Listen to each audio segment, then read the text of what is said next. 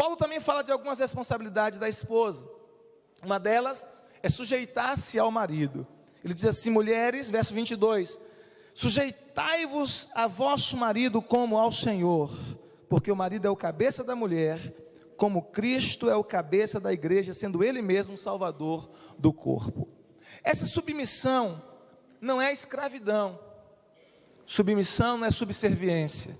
Submissão significa encontrar o propósito de Deus, a missão de Deus na vida do marido e se submeter a esse propósito, a essa missão. Submissão é estar debaixo da mesma missão. Então a mulher, ela vai tendo discernimento, ela vai discernindo qual é a missão, qual é o propósito, qual é o plano de Deus para a vida do marido, e ela se submete a isso. Ela apoia o marido nesse projeto. A Bíblia diz que a mulher foi criada para ser uma auxiliadora idônea, uma adjuntora que lhe seja semelhante.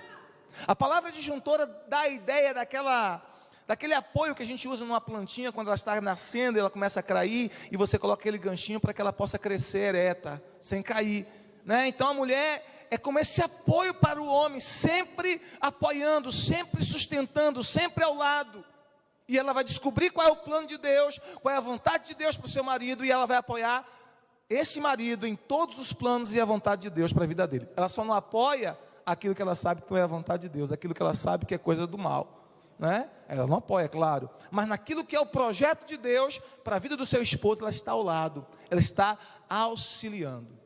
Diz o ditado que por trás de um grande homem é sempre uma grande mulher. Eu costumo reformar esse ditado e eu digo assim: não é atrás, é ao lado. Ao lado de um grande homem há sempre uma grande mulher. Amém? Então a mulher, ela é essa mulher que está ao lado para apoiar. Isso é submissão, é esse apoio que a mulher dá, esse auxílio que a mulher dá ao marido. E uma coisa interessante, você, mulher, já tem na sua essência a natureza de auxiliar. Aleluia. Faz parte, está no seu DNA. Isso é tão constituinte da natureza da mulher, que infelizmente quando a mulher, ela não é cristã, isso se distorce na vida dela. Esse princípio, essa essência se distorce, porque você vê, por exemplo, às vezes a mulher de um bandido, ela apoia ele na criminalidade. Ela está usando aquela essência que está dentro dela, que foi colocada por Deus, de forma distorcida, porque ela não conhece a verdade. Mas quando a mulher conhece a verdade, a Bíblia diz que conhecereis a verdade, e a verdade vos libertará. Então ela vai apoiar o marido para tudo aquilo que é o plano e o projeto de Deus para a vida dele. Amém? Atrás, ao lado de um grande homem, há sempre uma grande mulher. Uma outra responsabilidade da esposa é de reconhecer a liderança do marido. O marido é o líder, minha irmã. Como eu disse, olha, eu comecei falando para o homem primeiro. Não é um líder ditatorial, não é um déspota, não é um tirano, ele é um líder, mas ele é um líder. E você está ao lado dele para apoiá-lo e para reconhecer essa liderança dele. Uma casa não pode ter duas cabeças.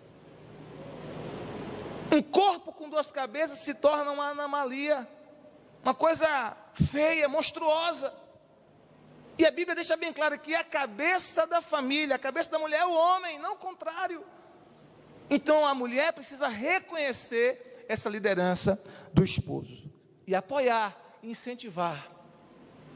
Ah, pastor, mas ele é tão devagar. Incentiva, vai incentivando. Você é sábia, minha irmã. Você é uma mulher sábia, toda mulher sábia edifica a casa.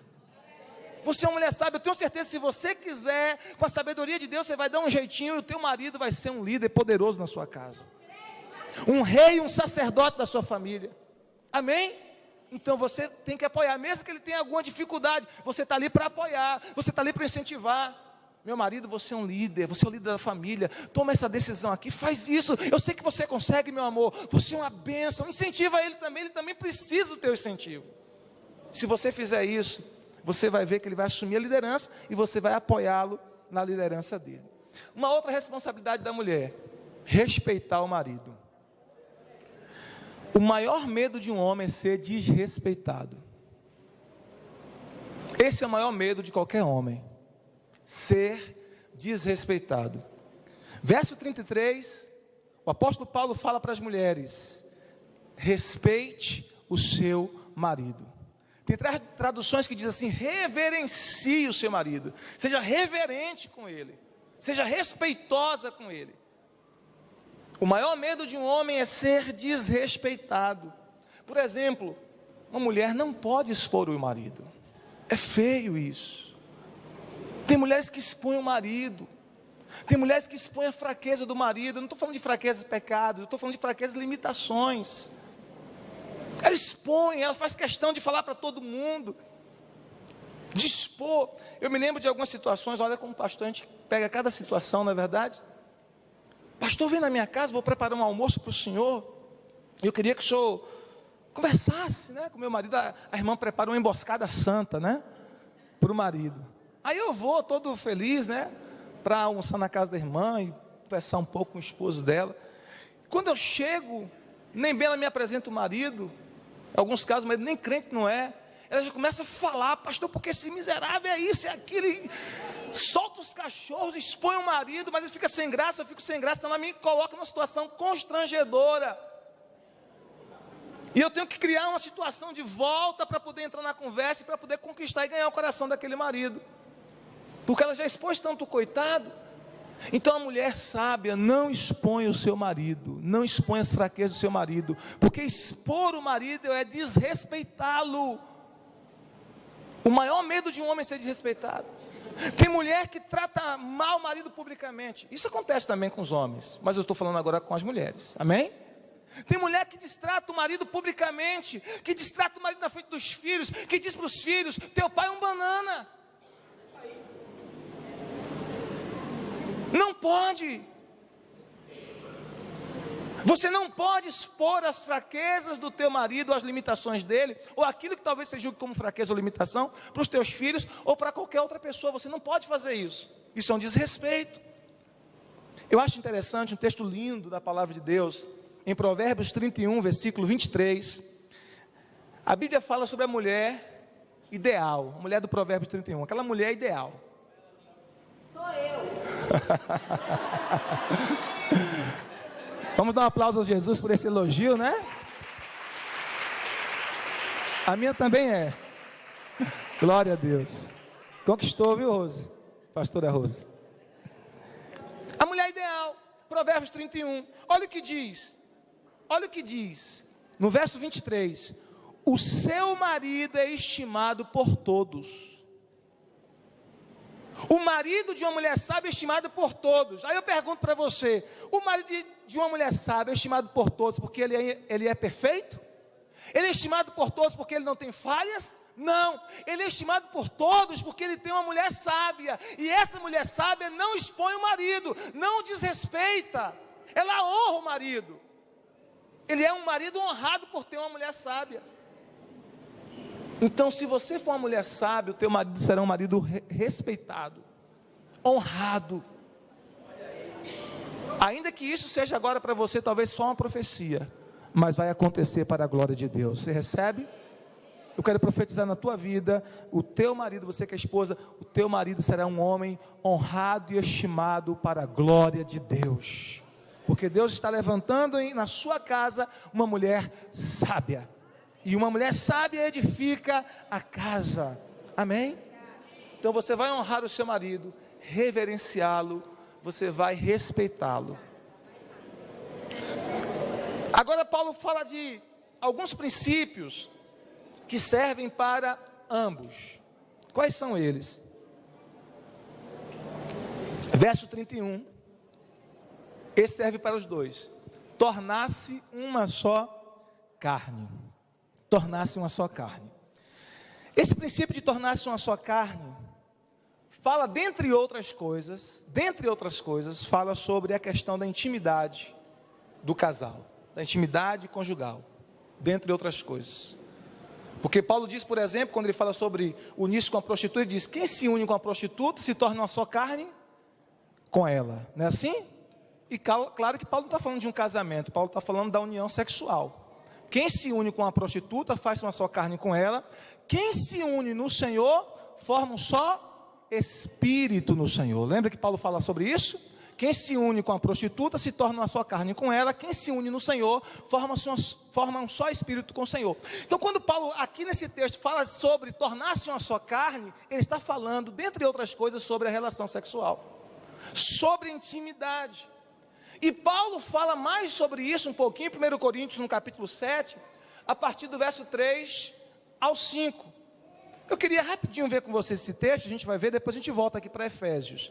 Mas rapidinho, vamos ver esse texto.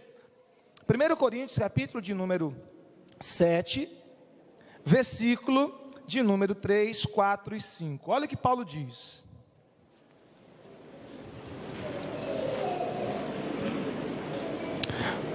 O marido cumpra para com a mulher as suas responsabilidades conjugais, e da mesma sorte a mulher para com o marido.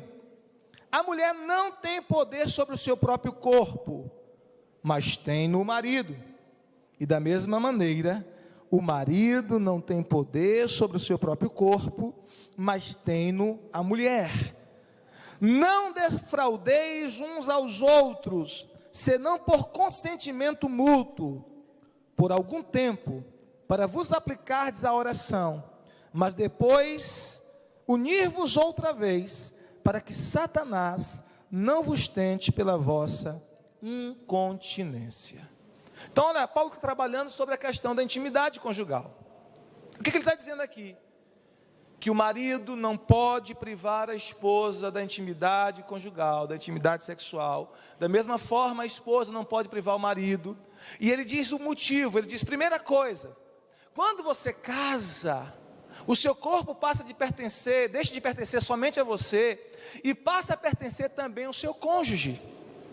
Então, o corpo da mulher não é propriedade somente dela, o corpo da mulher é propriedade também do marido. O corpo do marido não é propriedade exclusivamente dele, o corpo do marido é propriedade também da mulher. Então, quando você priva o outro da intimidade, você está privando a este marido ou a esta esposa um direito que ele tem, que é legítimo. Um direito legítimo que ele tem. E você expõe esse cônjuge ao adultério. Por isso que Paulo diz assim, olha, a única exceção a essa regra é se vocês concordarem em separar um tempo para a oração, um tempo para a consagração, um tempo para um jejum. E pelo contexto a gente percebe que esse tempo não pode ser um negócio muito demorado. Também não pode ser um tempo sem uma concordância mútua. Por exemplo, a mulher não pode chegar para o marido, meu amor, vou fazer 90 dias de jejum, nem me procure. Não pode, de jeito nenhum. Tem que haver uma concordância mútua. E aí o texto diz, para vos dedicar à oração e depois vos ajuntais de novo, para que Satanás não vos tente pela vossa incontinência, que é exatamente a falta de controle. Porque pode chegar uma situação que se torna incontrolável. Então não podemos nos negar um ao outro. Então se você é casado, meu conselho para você é, namore muito. Vou repetir, se você é casado, meu conselho para você é, namore muito. Se você é solteiro, meu conselho para você é, tome banho de água fria todo dia. Água gelada para esfriar os hormônios. Amém? Mas se você é casado, namore. Amém? Tenha momentos de satisfação com seu cônjuge, de prazer.